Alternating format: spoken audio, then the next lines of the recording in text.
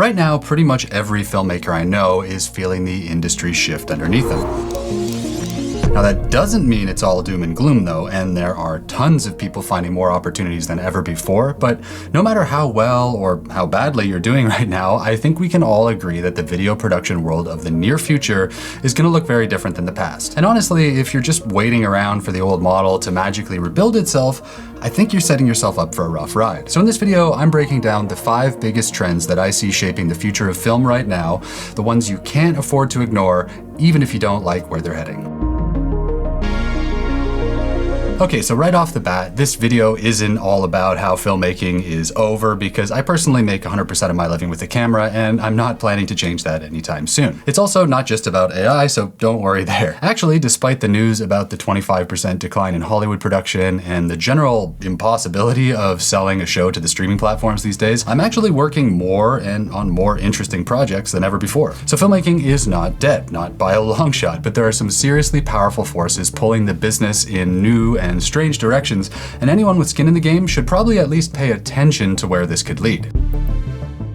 Alright, so before we look at any other trends, the very first thing we have to tackle is the flow of advertising dollars, because no matter what kind of filmmaking or video work we're talking about, it all ultimately boils down to advertising. Whether it's a Hollywood blockbuster or a network sitcom or a YouTube creator, the entire economic engine that pays for it all is ad-driven at the end of the day, so following these ad dollars is critical to understanding what's happening. And what we're clearly seeing, no matter how you feel about it, is that those dollars are flowing away from traditional media and towards social media. Business Insider estimated that global ad revenue from social surpassed movies, TV, and radio combined this year. Creator earnings rose 20% last year, while TV ad revenue only grew by 1%. There are tons more stats here, but I think you get the point, and it's kind of undeniable. The eyeballs and the ad dollars are moving. It doesn't matter whether you think it's a lesser art form or if you think Mr. Beast is the greatest filmmaker of all time, this is happening. So does this mean that movies are dead and everyone's gonna have to shill Squarespace on TikTok to survive? No, definitely not, at least not in my opinion.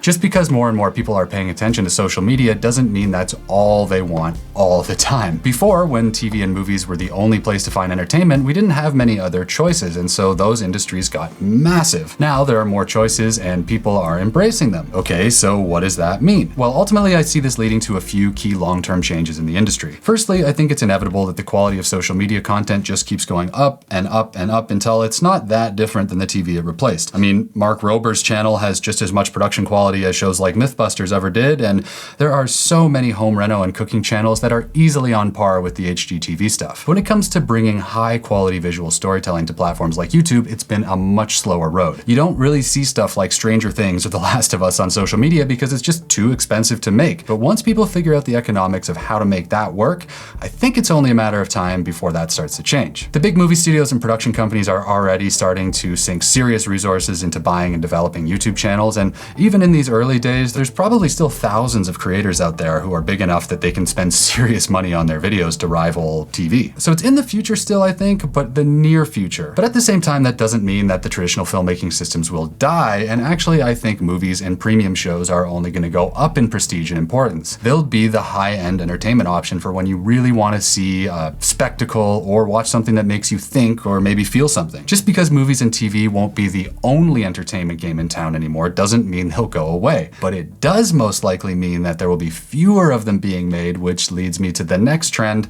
Traditional film jobs are going to be more and more competitive to get.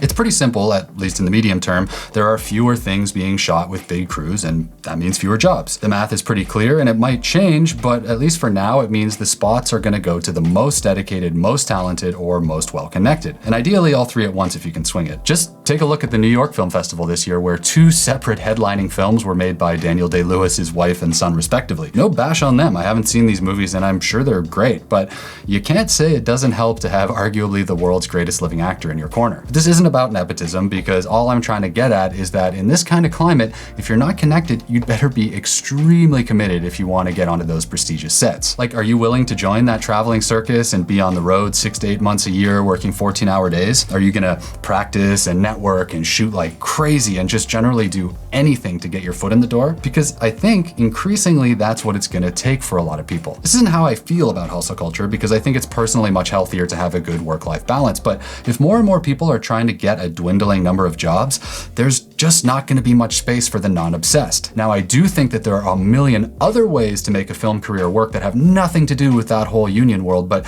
when it comes to big budget Hollywood stuff, I just don't think there's going to be as much of a future for the casuals. Not that it was ever easy, but as we move on to the next two trends, we're going to see why things are getting harder now. And the first is all about gear, or maybe I should say all not about gear, if that makes any sense. Because the reality is that over the last 5 years or so, we've sort of reached a point of peak image quality where most dramatic gains, I think, are in the past. Like when the 5D Mark II came out, it was a huge revolution. Then we went through this phase of crazy innovation in the consumer video world that kicked off the whole mirrorless camera race. For a while, the jumps were insane, like when the A7S II came out and blew everyone else away with low light performance we'd never dreamed of. But that was an impossible momentum to keep up. Like one company would release something crazy and then 6 months later the competition would respond with something even better and so on, but eventually they hit the limits of growth. Just like how the iPhone 4 was way better than the iPhone 3, but an iPhone 17 is only going to have very marginal improvements over the iPhone 16, the camera companies did such a good job of improving in the 2010s that they just can't match their own gains anymore. Now at the very high end of the industry where they want to push technology to the limits, these new iterations in cameras and gear will be meaningful, but for the average person trying to build up a video production business, it means that image quality alone is not enough to stand out. So let me explain a bit. So maybe as early as 15 years ago, the world was only used to seeing world-class images on the big screen, or maybe TV, because if you wanted things to look cinematic, for lack of a better word, you needed a ton of money and equipment. These days, a $3,500 Sony FX3 can shoot footage that's better than anything available back then, and you can professionally color grade it on a laptop using free software from your bedroom. And if you practice enough, you can probably get results that are comparable to a lot of things out there in the eyes of the average viewer. Now, that means it's not going to be enough anymore just to wow people with pretty frames, because people are so used to seeing incredible footage all day, every day. A 6K slow-mo shot or that speed ramp drone transition used to catch people's attention, but now it's just more content. An AI-generated video is only going to speed that trend up, which we'll get into in a second. But just know that the ability to make technically good images these days is not nearly as much of an advantage as it used to be. It's just kind of assumed at a certain level, and it isn't enough to carry a project. Yes, if you're being paid to shoot, it should look great. And if you do it well, it's going to look amazing whether you use a $5,000 camera or a $100,000 camera. What matters much more is voice and story and human connection. Does it say something or move people? Does it express a point of view or a shared human emotion? And do the visuals enhance that story? Because if they don't, it doesn't matter how clean or perfectly graded they are, no one will care. And even though some people kind of shut down when you talk about it, there's no point pretending that this isn't going to be sped up by AI. But it's more than just the endless quantities of generated content it's going to spit out onto social. It's also going to lead to the fourth trend in this video, the loss of entry-level jobs throughout all parts of the video industry. Now don't misunderstand me, I'm not saying we're at imminent risk of AI replacing directors and DPs and the senior creatives anytime soon, but it will undeniably be used to automate and speed up a bunch of tasks that used to require a human. I'm talking about things like sound mixing or VFX prep or assistant editing work, all those kind of repetitive technical jobs that used to be the gateway for people to cut their teeth and make contacts. And all this creates a weird problem where we have a very high demand for visual storytelling on one hand, but also an increasingly limited number of places on big sets on the other. And if you can't get the entry-level jobs that lead to those bigger positions, how are you supposed to stand a chance of getting those senior positions? Well, if I had the answers to all of that, then I'd be a rich man. But from what I've seen out there, the only solution that works is to take things into your own hands and not wait for permission. Like if you can't get paid to learn in an entry-level position anymore, then the only thing you can do is prove to the world that you're the right person for those bigger jobs based on the strength of what you've done on your own. That means spec projects and personal work and short indie films, whatever you have to do to build up a body of work as social proof that you can do what you say you can do. Once you get good at it, and importantly, once your unique voice and style starts to shine through,